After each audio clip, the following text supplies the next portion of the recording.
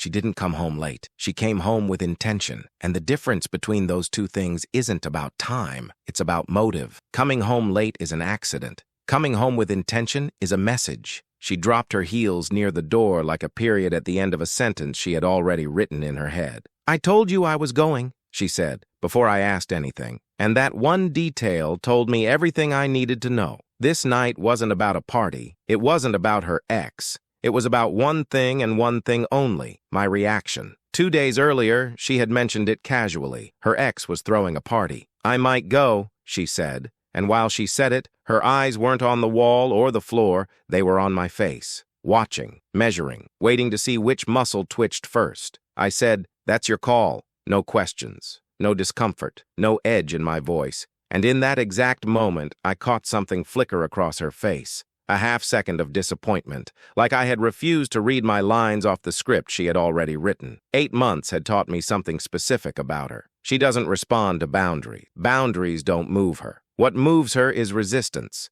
When you push back, it confirms to her that she matters. When you stay completely calm, genuinely calm, not performatively calm, she doesn't know what to do with that. Real indifference unsettles her in a way that arguments never could. So when she mentioned the party, I nodded, just nodded. And that nod was apparently not the response the moment required. The day of the party, she took longer to get ready than she ever had before. Outfits came on and came off. Makeup got adjusted and readjusted. Photos were taken and deleted. Every single step was slightly louder than it needed to be. Drawers closed a little harder, hangers pushed across the rod a little more dramatically. None of it was for information. All of it was an invitation. She was inviting a comment, a question, anything. I gave her nothing. Not coldly, not as a strategy in the moment, just naturally. Because neutrality is not the same as absence. Sometimes neutrality is the most honest form of observation there is. She left around 9. "Don't wait up," she said, standing at the door. I nodded again. She paused, just for a beat, just long enough to make it noticeable. As if that line required a specific response she didn't receive. Then the door closed behind her. The apartment got quiet. But it wasn't an empty quiet. It was a clear quiet. I didn't open her Instagram. I didn't text her. I didn't send a casual hey to mask the actual question underneath it. Because curiosity in that moment wouldn't have been information seeking. It would have been negotiation. I would have been handing her leverage without her having to ask for it. And I wasn't doing that. Around midnight, my phone lit up. A mutual friend had posted a group photo. She was in it, standing closer to her ex than the size of the room required, smiling wider than her normal smile. The caption was casual. The positioning was not. I looked at it for about 4 seconds, then closed the app. Because seeing something and understanding something are two completely different things. And any interpretation you form while your emotions are activated is not insight. It's just anxiety with a story attached to it. At 2:30 in the morning, I heard the key in the lock. Not rushed, not quiet, deliberate. She walked in, scanned the room, and found me on the couch, awake, reading. She stopped, not because I was there, because I was calm. "You're still up," she said. "Couldn't sleep," I said back. That was true, but it wasn't complete. She waited for a follow-up question, for something that would signal I had been sitting there thinking about her all night. Nothing came. "Had fun," she offered, almost to herself. "Good," I said. That word dropped into the space where an argument should have been. And somehow that single word, good, bothered her more than any accusation I could have made. She went to the kitchen, poured some water, drank it slowly, still waiting, still taking the temperature of the room. "Don't you want to know anything?" she finally asked. That question revealed more than the entire night had. Not need, not deserve, want. She was asking me if I wanted to know, as if my wanting would prove something to her that the night had failed to prove. "I trust you to make your own decisions," I said. She set the glass down harder than necessary. "That's not what this is about," I agreed with her. "Something's going on," I said. "But I don't think it's about your ex." The room shifted, not dramatically, just enough. Because when you name the wrong variable out loud, the whole equation becomes unstable. "Then what do you think it's about?" she asked, crossing her arms. I closed the book slowly. Timing matters in conversations like this, not as a power move, but because rushing closes doors that need to stay open. "It's about whether I react," I said. Her expression changed. The anger that had been building behind her eyes didn't arrive. What arrived instead was recognition. And right behind recognition, something softer and more uncomfortable. Uncertainty. Because once a pattern gets named out loud, it loses the power it had when it was invisible. "That's ridiculous," she said, but her voice had dropped half a register. There was less conviction in it than there had been 30 seconds ago. "You went to his party," I continued. "You knew I wouldn't love that, and you wanted to see if I would try to stop you." She opened her mouth, then closed it again, because a real denial requires specifics. And she didn't have specifics that would hold up. This is the moment where most people escalate, where they get louder or colder or start listing grievances they've been storing for months. But escalation feeds the exact pattern that created the moment. You react. She gets the data point she needed, the behavior gets reinforced, and 3 weeks later, you're having the same night all over again in a different outfit. I had zero interest in feeding that loop, so I did the one thing she wasn't expecting. I stood up. "I'm going to bed," I said. She stared at me. That was not in the script. Her whole body language shifted. The crossed arms dropped slightly. The chin came down. "Wait," she said. The word came out faster than she intended, like it escaped before she could edit it. I stopped. "What?" I asked. Now she had to fill the space, and space is where the truth lives, when you give it enough room to come forward. "You don't care," she said. It wasn't an accusation. It was a question wearing an accusation's clothes. And there it was. Not jealousy, not anger, fear. "Care about what?" I asked. "About me?" she said. And in that moment, the entire night rearranged itself into something I could actually understand. The party was never about her ex. It was never about the photo or the outfit or the time she came home. It was about one question she couldn't bring herself to ask directly. "Does my absence create enough of a reaction to prove that I matter to you?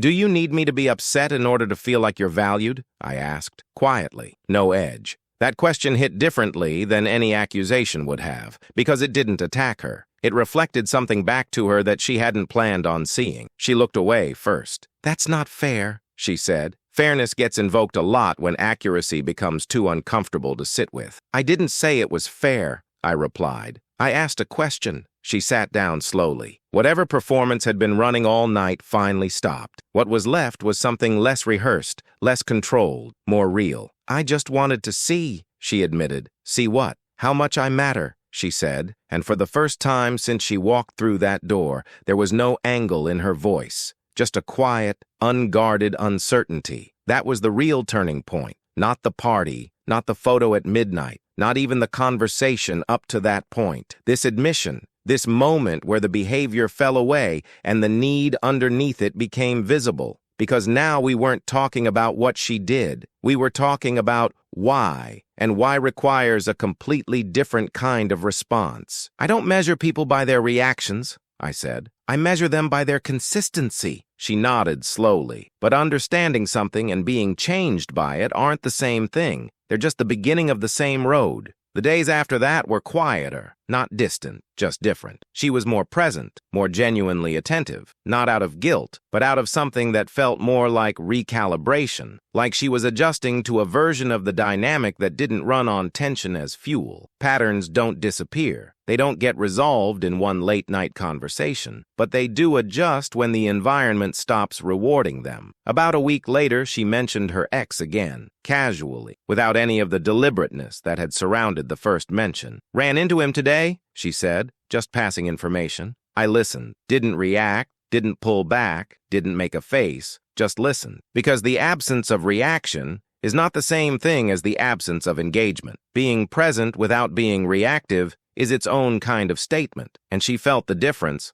I could tell she felt it, even if neither of us named it out loud. The real consequence of that night showed up slowly, over time, not in a single moment. She stopped testing, not completely, not permanently, but noticeably. Because tests require uncertainty to function. You test someone when you don't know where you stand. And uncertainty shrinks when a pattern gets exposed and the other person still doesn't leave, still doesn't explode, still shows up the next morning and makes coffee and asks how you slept. If I had reacted that night, if I had asked where she was when she came home, if I had brought up the photo, if I had raised my voice or given her the cold shoulder, What would have happened? An argument. Temporary reassurance on the other side of it. Short-term clarity. And then the same night, same dynamic, different month. Because reactions confirm the belief system that generates the behavior in the first place. You react, she learns that disruption works, and disruption becomes a permanent tool in the relationship.